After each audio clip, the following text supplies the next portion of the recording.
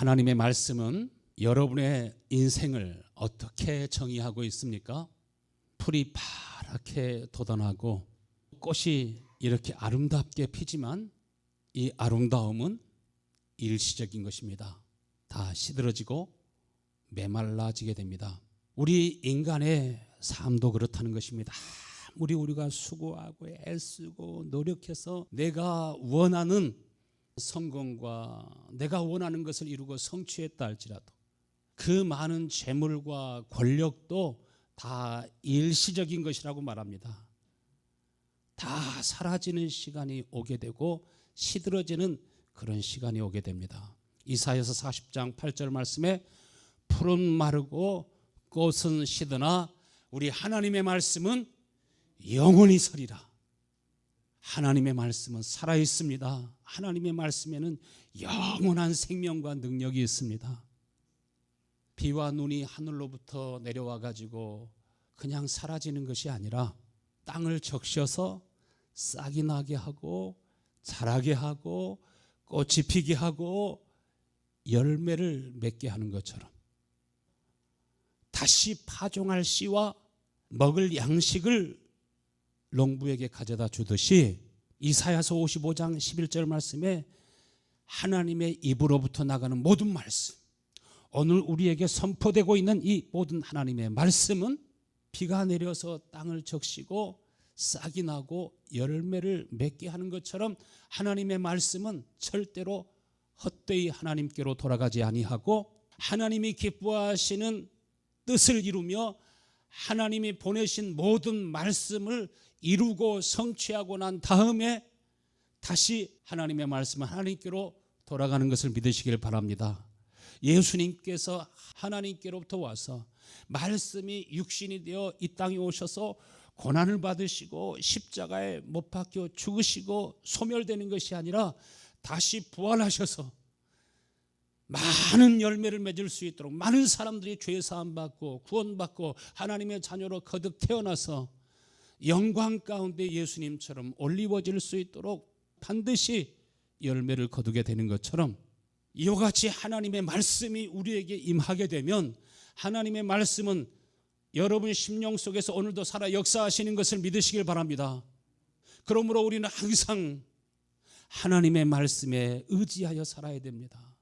하나님의 말씀을 의지하여 살지 않으면 아무리 여러분이 똑똑하고 부지런하고 총명해서 여러분이 생각하고 원하는 것을 다 이루었다 할지라도 풀처럼 시들어지는 시간이 오고 꽃처럼 다 메말라지는 시간이 오게 됩니다. 시편 139편 16절 말씀에 다윗이 무엇을 보았습니까? 내가 태어나기 전에 어머니 모태에서 나의 형질이 이루어지기 전에 주님께서는 나를 보고 계셨구나. 나의 인생을 계획하고 계셨구나. 나에게 정해진 날들이 아직 시작되기도 전에 하나님께서는 어떻게 사용하실지 주님의 책에, 주의 생명책에 기록해 놓았다고 말씀하셨습니다.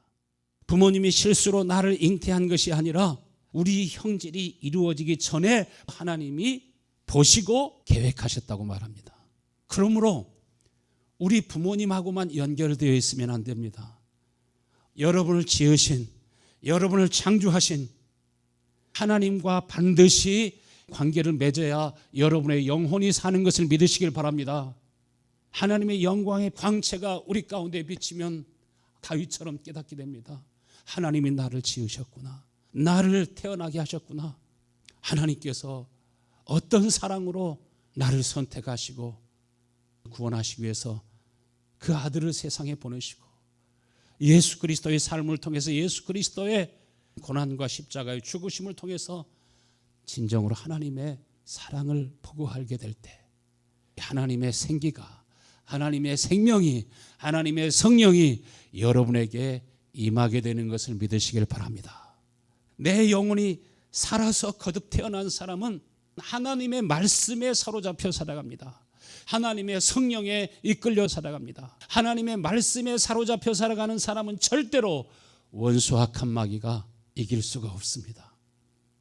예수님께서 이 세상에 오신 것은 우리를 죄에서 구원하실 뿐만 아니라 그 생명을 우리 가운데 불어넣어 주시고 우리로 하여금 하나님의 자녀로 거듭 태어나게 하사 하나님이 나를 성전 삼으시고 내 안에 오셔서 내 속에서 사시고 하나님께서 계획하신 하나님의 뜻을 이루고 성취하시고 예수님처럼 승리해서 하나님의 보좌 앞으로 나아갈 수 있도록 하나님의 나라를 유업으로 받을 수 있게 하시기를 원하시는 것이 하나님의 뜻입니다. 히브리서 9장 15절에 보면은 예수님은 새 언약의 중보자이시라. 그는 새 언약의 중보자이시니 이는 첫 언약 때 범한 죄에서 속량하시고 죽으사 첫 언약 때 범한 죄로부터 속량하셨다고 하는 말씀이 무슨 말씀입니까? 처음 언약이 십계명입니다. 십계명의 말씀의 뜻은 무엇입니까? 내 마음을 다해서 하나님을 사랑하라. 우상을 숭배하지 말고 세상과 세상에 있는 것에 절하지 말고 하나님을 공경하고 내 부모를 공경하고 내 이웃과 형제를 사랑하고 사랑하라고 하신 말씀이 첫 언약입니다. 네가 이것을 지키면 나는 너희 하나님이 되고 너희는 내 백성이 될 것이라 하였으나 형제들끼리도 서로 사랑하지 못하고 친구들끼리도 서로 사랑하지 못하고 부모와 자녀들도 서로 사랑하지 못하고 하나님을 공경해야 될 우리 마음속에 하나님이 없고 자기를 사랑하고 돈을 사랑하고 자랑하고 교만해지고 자기를 높이는 자기 중심적인 삶을 살아가게 되면서 점점 어두워집니다. 그러나 하나님께서는 첫 언약 때 범한 죄에서 속량하시고 우리를 율법의 저주에서 속량하시고 부르심을 입은 자들에게 영원한 기업을 약속하시고 영원하신 생명이 되신 주님이 우리 가운데 친히 오시면 마치 처음에 하나님께서 생명나무의 열매를 먹고 살도록 하신 것처럼 생명을 먹은 사람은 이제는 그는 율법 아래 있지 아니하고 서로 비방하고 판단하고 정죄하고 살아가면 서로 갈등이 생기지 않습니까? 문제가 생기지 않습니까? 서로 사랑하며 살 수가 없습니다. 서로 불쌍히 여기고 긍휼히 여기고 서로 기도하며 축복하며 살아갈 수가 없습니다. 예수님께서는 하나님이 택하신 모든 자들이 다 구원을 받을 수 있도록 다 영원한 생명을 얻을 수 있도록 하나님의 나라를 상속받을 수 있도록 우리 가운데 하나님의 성령이 임하게 하시고 예수 그리스도와 같은 마음을 소유하게 하시고 우리가 이 땅에서 하나님과 함께 동행하며 살다가 저 영원한 하나님의 나라를 기업으로 받을 수 있도록 그분은 새 언약의 중보자이시다. 예수님은 새 언약의 중보자이신 것을 믿으시길 바랍니다. 하나님께서는 예수님과 더불어 하나님의 나라를 공동으로 상속받을 수 있도록 공동 상속자가 되게 하시는 것이 하나님의 뜻입니다. 예수님 본래는 독생자였지만 이제는 맏아들이라고 하신 것처럼 여러분도 똑같이 예수님처럼 존귀한 하나님의 자녀로 거듭 태어나게 하셔서 하나님의 나라를 유업으로 하나님의 나라를 상속받게 하시는 것이 하나님의 뜻입니다. 그래서 여러분이 온갖 구하는 것이나 생각하고 상상하는 것에 훨씬 뛰어넘는 그 은혜와 복이 예수 안에 있는 것을 믿으시길 바랍니다.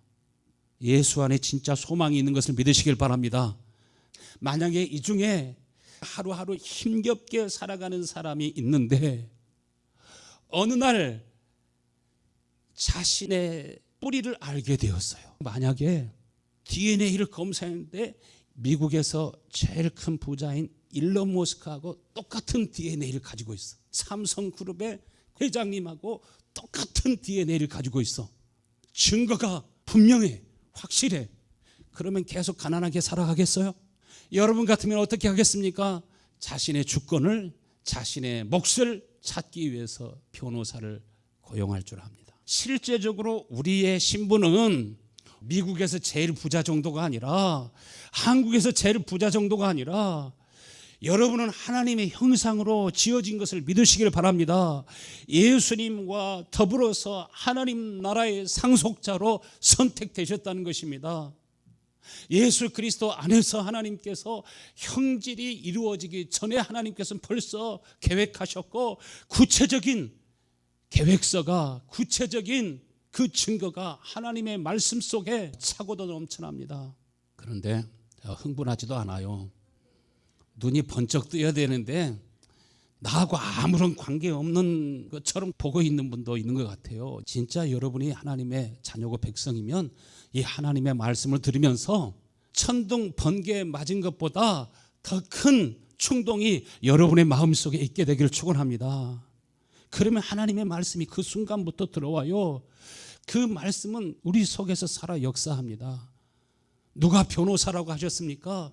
예수님께서 그 말씀에 대해서 변호하시고 첫 언약 때에 약속하신 그 언약을 이루어주게 하시기 위해서 첫 언약의 중보자로 우리 가운데 오셨다고 말씀하셨습니다. 너의 굳은 마음을 제거하고 나의 영을 너의 마음 가운데 있게 하리라. 예수 그리스도와 같은 마음을 주어서, 예수 그리스도와 같은 성품을 주어서 하나님의 말씀을 행하며 살아갈 수 있도록, 네가 어둠을 비추는 빛으로 살아갈 수 있도록 우리 주님이 그렇게 하시겠다는 것입니다. 첫 언약을 이루게 하시기 위해서 새 언약으로 오셨다고 말씀하십니다.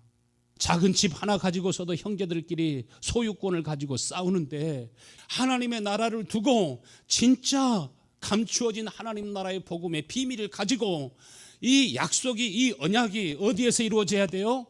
여러분의 심령 안에서 이루어져야 돼요. 여러분은 다 하나님의 형상이에요. 그러나 주어진 그 귀한 기한을 놓쳐버리면 다시 기회가 없습니다. 절대로 없습니다.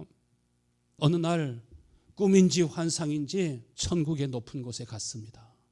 정말 놀라운 것이었습니다. 내가 있는 곳은 하나님의 빛으로 가득했습니다. 한없이 높은 곳으로 올라가고 있었는데 주변에 있는 사람들이 저를 보면서 요셉의 인장반지다 그러는 거예요. 큰 보석이 박혀있는 번쩍번쩍 빛나는 반지가 제 중지에 끼워져 있더라고요. 저도 깜짝 놀랐어요. 그리고서 빛나는 넓은 광장에 들어가다가 딱 깼거든요. 더 깊이 들어갔으면 좋았는데 제가 분명히 아는 것은 요셉의 인장반지다. 창세기에 보면 바로왕이 요셉에게 바로의 인장반지를 빼어가지고 끼워주면서 나는 너보다 높음이 보좌뿐이니라. 인장반지의 의미는 무엇입니까? 애굽의 공동상속자이다. 나는 너보다 높음이 보좌뿐이니라. 예수님께서 회개하라 천국이 가까이 왔느니라. 하나님의 나라가 천국의 여러분의 심령에 임하게 하시기 위해서 오신 것처럼 하나님께서는 여러분 모두에게 하나님 나라의 공동 상속자로서 여러분의 중지에다가 인장반지를 끼워주기를 원하시는 것을 믿으시기를 바랍니다. 그리고 너희는 이제까지 구하지 아니하였으나 구하라 그리하면 받으리니 너희 기쁨이 충만하리라. 우리가 이 땅에 살면서도 초자연적인 하나님의 지혜를 가지고 능력을 가지고 또 하나님의 부와 권세와 영광을 사용하면서 그 사용권을 가지고 살아갈 수 있도록 이것이 하나님의 뜻인 것을 믿으시길 바랍니다. 제자들이 더러운 귀신을 내어 쫓으려고 했는데 예수님과 함께 했을 때는 주여 귀신들도 우리가 명함에 다 떠났습니다. 병든 사람을 향하여 명함에 병들이 다 고쳐졌습니다. 이렇게 말했는데 자기들끼리 가가지고 이 일을 하려고 하다 보니까 안 되는 겁니다. 왜 우리는 귀신을 쫓아낼 수 없었습니까? 왜 우리는 병든 자를 고칠 수 없었습니까? 물을 때 예수님께서 뭐라고 하셨어요? 기도 외에는 다른 방법으로 능력이 나가지 않는다고 하셨습니다. 우리가 하나님 나라의 공동상속자로서 예수님께서는 나의 하는 일을 너도 할 수 있다. 너는 나보다 더 큰 일도 할 수 있다. 공동상속자이기 때문에 그 말씀을 하시는 것이고, 처음 언약을 우리 속에 이루게 하시고 하나님의 언약 안에서 우리들이 살고 하나님의 언약을 가지고 우리가 영광스러운 몸으로 변모되어서 주님 앞에 서게 하시는 것이, 하나님의 나라를 상속받게 하는 것이 하나님의 뜻입니다. 오늘 말씀에 보면은 예수님께서 죽은 자 가운데 3일 만에 부활하셔서, 부활은 늙는 것도 없죠, 죽는 것도 없죠, 병드는 것도 없죠, 완전한 몸으로 변화되는 것입니다. 영체가 아닙니다. 영은 살과 뼈가 없지만은 완전한 몸으로 부활하셨습니다.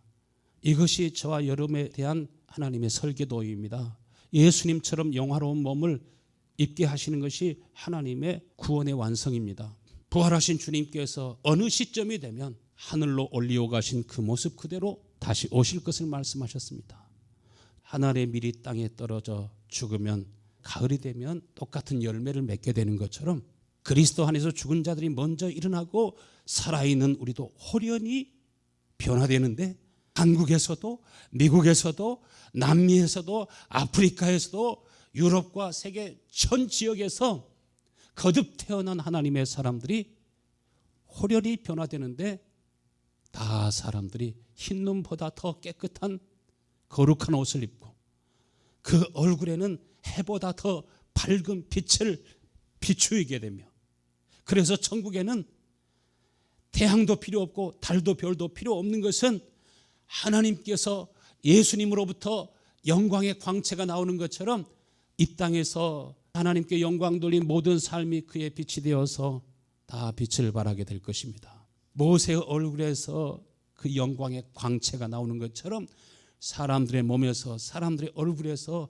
빛이 나오고, 남성은 더 남성다워지고 여성은 더 여성스러워지고, 다시 늙거나 병드는 사람도 없습니다. 80대, 90대의 신자들도 30대의 젊음을 되찾을 뿐만 아니라 성숙함과 거룩함과 존귀함과 아름다움을 속에서부터, 마음에서부터, 그 영혼에서부터 나오게 되는 것입니다. 우리가 주와 함께 살다가, 주와 함께 일하다가 하나님 나라의 상속자로서 존귀한 모습으로 변화되는, 하나님의 구원이 완성되는 그날을 간절히 바라고 소망하실 수 있게 되기를 축원합니다. 세상 영광은 들의 풀과 같고 꽃과 같다고 하셨습니다. 우리 성도들은 거기에 집착하지 않고 살아갈 수 있게 되기를 축원합니다. 데살로니가전서 4장 16절, 주께서 호령과 천사장의 소리와 하나님의 나팔로 친히 하늘로부터 강림하시리니 그리스도 안에서 죽은 자들이 먼저 일어나고 그 후에 우리 살아남은 자들도 그들과 함께 구름 속으로 끌어올려 공중에서 주를 영접하게 하시리니 그리하여 우리가 항상 주와 함께 있으리라. 그러므로 이러한 말로 서로 위로해라. 첫 번째, 준비된 사람이 있습니다. 에녹이 300년 동안 하나님과 동행하다가 죽음을 보지 아니하고 하늘로 이끌려간 것처럼, 엘리야가 그의 모든 사명을 다하고 하나님의 성령에 이끌려서 하늘로 올리어간 것처럼, 예수님께서 모든 사역을 다 이루시고 부활하셔서 영광스러운 몸을 입고 올리어 가신 것처럼, 고린도 전서에 보면 씨 안에는 장래의 형체가 있다고 하지 않았습니까? 하나님이 본래 그 씨앗 속에 두신 DNA, 그 씨앗 속에 두신 형체가 나타난다고 하였습니다.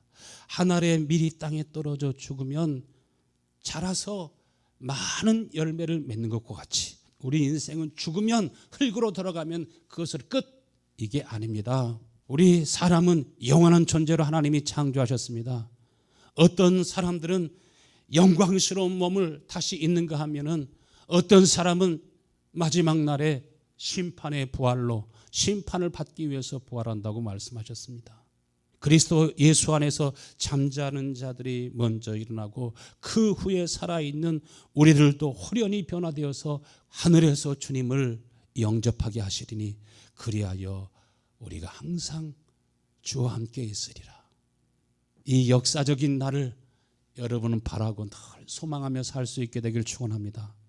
사도행전 1장 9절에 보면은 예수님께서 이 말씀을 하시고 그들이 지켜보는 가운데 하늘로 올리어 가시사 구름에 가려 다시는 보이지 아니하더라. 그러나 하늘로 올리어 가신 주님께서는 그 모습 그대로 다시 오신다고 하셨습니다. 한치의 오차도 없이 하나님의 말씀은 반드시 이루어지는 것을 믿으시길 바랍니다. 무화과나무의 비유를 배우라. 그 가지가 잎이 연하여지고 그 잎이 점점 자라고 꽃이 피고 열매를 맺혀가는 것을 보거든 인자가 문 앞에 이른 것을 알라 말씀하셨습니다. 중동전을 다른 나라에서 일어나는 전쟁 이야기로 듣지 말고 어떻게 2000년 동안 없었던 이스라엘이 1948년도에 독립이 되고 지금 1차, 2차, 3차, 4차 중동전에 이어서 전쟁이 아주 길게 계속되는 것을 봅니다. 어느 순간에 엄청난 혼돈이 있게 될 것입니다. 호련히 변화되어서 하늘로 올려가게 되면 아마 대혼란이 있게 될 것입니다. 교통 상황도 혼란으로 가득할 것이고 미디어나 컴퓨터나 방송도 대혼란이 일어날 것이고 약탈과 혼돈, 무법천지가 이루어질 수도 있습니다. 분명한 것은 성경이 계속 반복적으로 말씀하시는 것은 올려가는 사람도 있지만 영화로운 몸으로 변화되어서 영광에 이르는 사람도 있지만 이 땅에 남겨지는 사람들이 있다는 것입니다. 그때는 엄청난 공포와 절망감이 그를 사로잡을 것이고 기쁨도 평안도 소망도 다 사라지게 될 것이고 하나님의 말씀이 분명하게 말하고 있는 것은 창세 이후로 이러한 환란이 없다고 말씀하셨습니다. 사는 것이 결코 행복하지 않을 것입니다. 많은 소유와 재물이 있어도 결코 평안하지 않을 것입니다. 지난 이 3년 동안 엄청난 사람들이 미국으로 이렇게 몰려 들어오고 있지 않습니까? 공식적인 통계를 통해서만 봐도 800만 명 이상이 이 국경을 통해서 들어왔고 비행기를 타고 여권도 없이 불법으로 들어온 사람만 35만 명인 것을 국회에서 얘기하고 있지 않습니까? 대통령이 결심하면 그렇게 될 수 있다고 여러분 생각하십니까? 여러분이 알지 못하는 가운데 쇠뇌하고 세뇌시켜왔던 뉴 올드 워드 신세계 질서가 다 완성되어 가고 있는 것을 봅니다. AI를 통한 통제 시스템도 구축되어 있습니다. 사물 인터넷 시대가 활짝 열렸습니다. 모든 사물들이 다 칩이 들어가게 되고 마치 신경망을 통해서 우리의 모든 몸의 기관이 연결되어 있는 것처럼 온 세계가 서로 연결되고 있는 것을 봅니다. 다가올 세계 정부와 세계 정부의 지도자가 나타나도 이상하지 않는 그런 시대가 되었습니다. 독일의 히틀러가 등장했을 때요, 얼마나 독일 국민들이 열광하면서 지지하고 따랐습니까? 히틀러가 나라를 평안하게 하고 부강하게 할 줄로 생각했습니다. 히틀러는 온 세계를 무서운 전쟁으로 몰아가지 않았습니까? 마지막 때 세계 정부의 리더는 과거의 어떤 지도자들보다 더 매력적으로 사람들에게 나타나게 될 것입니다. 많은 사람들이 열광적으로 인기 연예인보다 더 열광적으로 그를 지지하고 따르게 될 것입니다. 그러나 성경에 보면은 정확하게 예언되어 있지 않습니까? 3차 세계대전이 일어나는가 하면은 오른손이나 이마에 다 표를 받게 하고 그 표가 없이는 살 수도 없고 팔 수도 없고 비행기를 탈 수도 없고 교통수단을 이용할 수도 없고 식당에 들어갈 수도 없고 온 세계가 완전히 통제 시스템에 의해서 통제될 수 있는 것을 팬데믹 기간에 간접적으로 경험했습니다. 그리고 많은 종교 지도자들은 오른손이나 이마에 표를 받는 것은 구원과 아무런 상관이 없다. 예수를 믿음으로 구원받는 거지 오른손이나 이마에 표를 받는다고 해가지고서 멸망하게 되는 것이 아니다. 오히려 그렇게 말하는 사람은 이단으로 정죄하게 될 것입니다. 우리의 영혼에 우리의 삶에 완전한 평화, 완전한 구원, 완전한 생명을 주실 수 있는 분은 오직 예수 그리스도밖에 없는 것을 믿으시길 바랍니다. 예수님만 우리의 소망이구나. 그것이 우리 속에 각인되어야 됩니다. 그러면 누구에게라도 만나면 예수님 전하고 싶습니다. 당신 예수님 없으면 멸망합니다. 그 사람이 들을 수도 있고 안 들을 수도 있지만 우리의 사명을 감당하는 것입니다. 그 가운데 하나님께서 선택하신 사람들이 주께로 돌아오는 줄 믿으시길 바랍니다. 지남철을 가지고 움직이면은 철은 쇠붙이는 다 달라붙는 것처럼 준비된 사람들의 심령은 다 주께로 돌아오게 되어 있습니다. 데살로니가 후서 2장 7절 말씀에 불법의 비밀이 이미 활동하였으나 지금 그것을 막는 자가 있어 그 중에서 옮겨질 때까지 하리라. 요즘 세계를 보세요. 불법이 얼마나 성행합니까? 죄의 열매들이, 악의 열매들이 그렇게 많은 사람들이 정권을 잡고 국회의원이 되고 그렇게 많은 불법을 가지고 있는데 그것은 다 덮어버리고 선은 악하다고 하고 악은 선하다고 하고 보통 일이 아니지 않습니까? 엄청난 불법을 봅니다. 마지막 때에 불법의 비밀이 활동할 뿐만 아니라 이 불법의 비밀들이 언제까지 계속됩니까? 지금은 막는 자가 있어요. 지금은 성령이 우리와 함께 하시기 때문에 모든 사람들 가운데 역사할 수가 없지만, 그러나 가룟 유다의 마음속에 사탄이 들어가니까 금방 예수님을 은삼십냥에 팔아먹지 않습니까? 지금은 하나님의 영이 우리와 함께 하시니까 회개하기도 하고 깨닫기도 하지만, 그러나 불법의 비밀이 역사할 때 하나님이 욥을 보호하지 아니하시고 잠시 사단에게 맡겨주니까 하루아침에 알거지가 되지 않습니까? 하루아침에 모든 평안이 다 사라지고 하루아침에 모든 부와 세상 영광이 다 날아가는 것처럼 믿음을 끝까지 지킬 수 있게 되기를 축원합니다. 우리 주님이 오실 때까지 자기 믿음을 지켜야 돼요. 순수함을 지켜야 돼요. 순결함을 지켜야 돼요. 그리고 마지막에는 믿음도 소망도 이제는 다 사라지고 우리가 무엇 가지고 하나님의 나라에 가게 됩니까? 내가 주님을 사랑합니다. 주님 사랑하는 마음 가지고, 영혼 사랑하는 마음을 가지고 가는 것입니다. 마태복음 24장 12절 말씀에 불법이 성함으로 많은 사람들의 마음속에 사랑이 식어진다고. 사랑이 생명이거든요.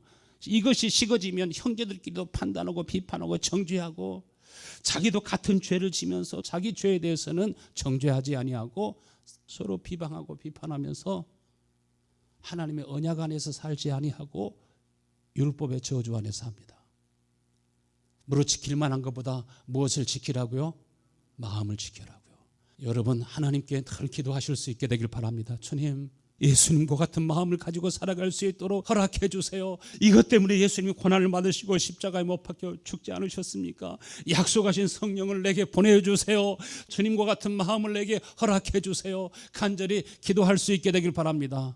옛날에는 미운 7살이라고 그랬죠. 미운 3살, 4살이라고 말하는데 요즘에 끔찍한 2살이라고 그러한 용어를 많이 쓰대요. 그렇게 귀엽고 사랑스럽던 아기가 2살밖에 안 되는데 사랑스러워야 될 그 나이에 아이가 사나워지고 고집도 세고 반항하고 짜증을 내고 울면 그치질 않고 끔찍한 2살이라 이렇게 하는데, 예수님의 제자의 마음속에도 사단이 들어가서 역사하는데 우리는 영적인 존재입니다. 우리가 영적인 존재이기 때문에 이 시간에도 하나님 앞에 나와서 예배할 수 있는 겁니다. 짐승들이 오늘 주일날이야 예배하러 가야 돼 하는 짐승들이 있습니까? 없습니다.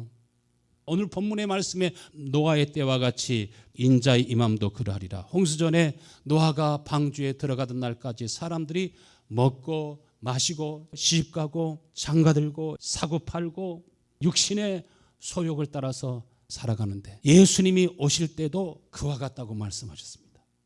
노아가 120년 동안 방주를 지으면서 하나님께서 물로 세상을 심판하시게 될 것을 말씀하셨습니다. 복음을 전했지만은 그 말씀을 듣지 않습니다. 자기 영혼을 위해서 준비하지 않습니다. 지진이 일어나기 전에 동물들이, 물고기들이 먼저 알고 피하는데요, 사람들은 인식하지 못해요. 한번 보시겠습니까? 일본에서 지진이 일어나기 전에 두꺼비들이 대이동을 합니다. 수만 마리의 두꺼비들이 나와가지고 움직이고 해도 사람들은 구경만 하고 있지 무슨 일이 다가오고 있는지 전혀 모르고 있습니다. 한국에서 지진 전에 수천 마리의 숭어떼들이 움직이고 해도 일본 해변에 저렇게 많은 돌고래떼들이 와가지고서 살려고 퍼덕퍼덕 하는데, 사람들은 무슨 일이 일어나고 있는지, 쓰나미가 오고 있는 것을 전혀 느끼지도 못한 채 죽습니다. 모든 만사는 하나님의 말씀대로 이루어지는 것을 믿으시길 바랍니다. 예수님이 오실 때 또 반복해서 말씀하세요. 마태복음 24장 40절 말씀에 그때 2사람이 밭에 있음에 한 사람은 데려감을 당하고 한 사람은 버려둠을 당할 것이요, 2 여자가 맷돌질을 하고 있으면 한 사람은 데려가고 한 사람은 버려둠을 당할 것이요, 준비된 사람은 올리워지게 되고 준비되지 않은 사람은 남겨지게 된다는 것입니다. 사람들은 학교 가고 직장 가고 시장 가고 시집 가고 장가 가기 위해서 준비하고 그러한 땅의 일들만 분주하지 기도하자고 그래도 지금은 준비할 때입니다. 지금은 깨어있을 때입니다. 말해도 사람의 말로 듣습니다. 마태복음 24장 42절에 그러므로 깨어있으라. 그러므로 깨어있으라. 어느 날에 주가 임할는지 너희가 알지 못함이니라. 너희도 아는 바니 만일 집주인이 도둑이 어느 시각에 올 줄을 알았더라면 깨어있어 그 집을 뚫지 못하게 하였으리라. 그러므로 너희도 준비하고 깨어있으라. 생각지 않은 때에 인자가 오리라. 그러므로 우리는 무엇을 위해서 기도해야 됩니까?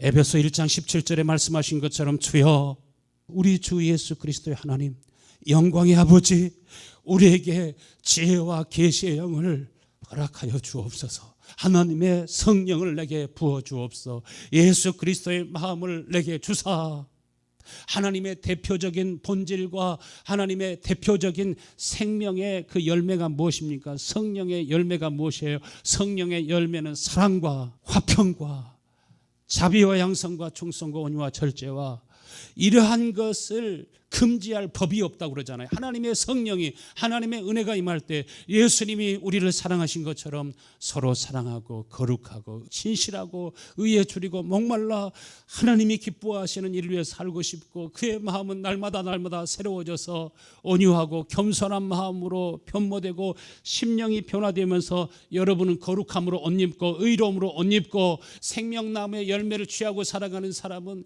용서되지 않던 사람들이 이제는 용서가 되고 불쌍히 여기고 긍휼히 여기는 마음이 생겨나는 것을 믿으시길 바랍니다. 집에 가가지고서 로마서를 한번 읽어보세요. 로마서 2장 1절 그러므로 남을 판단하는 사람아 누구든지 막론하고 내가 핑계하지 못할 것은 남을 판단하는 것으로 내가 너를 정죄함이니 판단하는 내가 같은 일을 행함이라. 서로 판단하며 다툴 때도 보세요.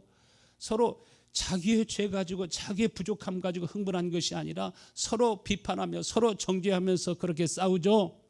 죄인으로 태어난 우리 인간은 하나님의 말씀대로 살 힘이 없습니다.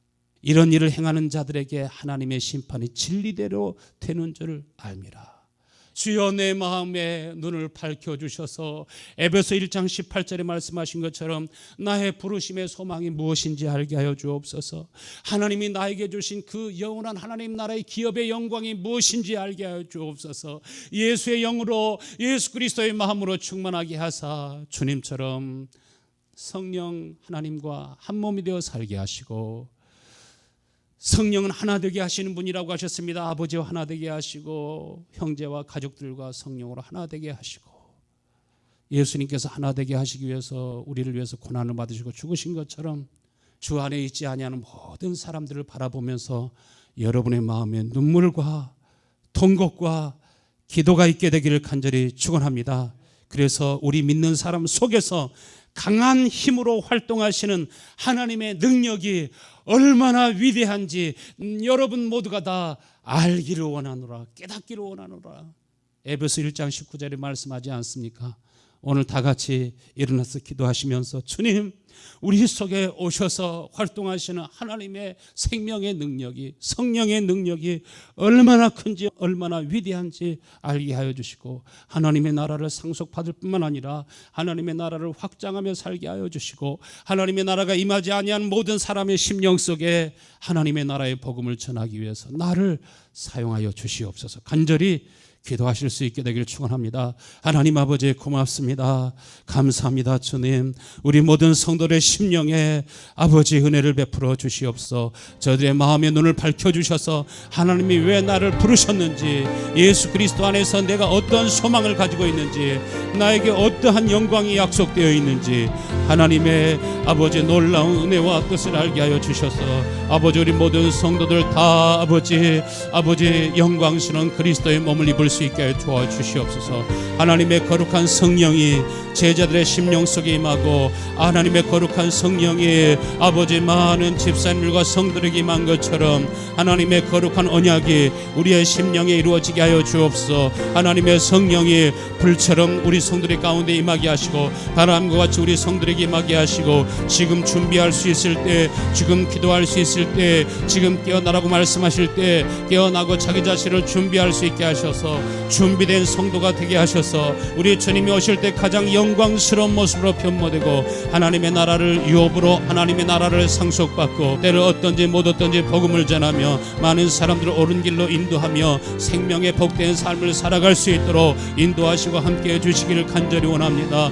예수님께서 하나님의 나팔과 천사장 호령으로 영광 중에 호련히 강림하실 때 아버지 우리 모든 성들 100%다 아버지 변모되게 하시고 공중에서 주를 영접하게 하시고 영원 부활의 영광 가운데 아버지의 나라 이룰 수 있도록 은혜 베풀어 주시기 원합니다. 아버지 환난 때 한 사람이라 남는다면 순교적인 각오를 가지고 다시 그때 믿음의 말씀 붙잡을 수 있게 도와주시옵시고 하나님 아버지 저에게 비할 길을 주시고 아버지 인도해 주셔서 그런 아버지 한 사람도 아버지 환난 가운데 들어가지 아니하고 아버지 공주여 주를 영광 중에 배울 수 있도록 은혜 베푸시고 함께하여 주시옵소서. 우리 주 예수님의 은혜가 함께하여 주시기를 간절히 원하며 예수님의 이름으로 기도합니다.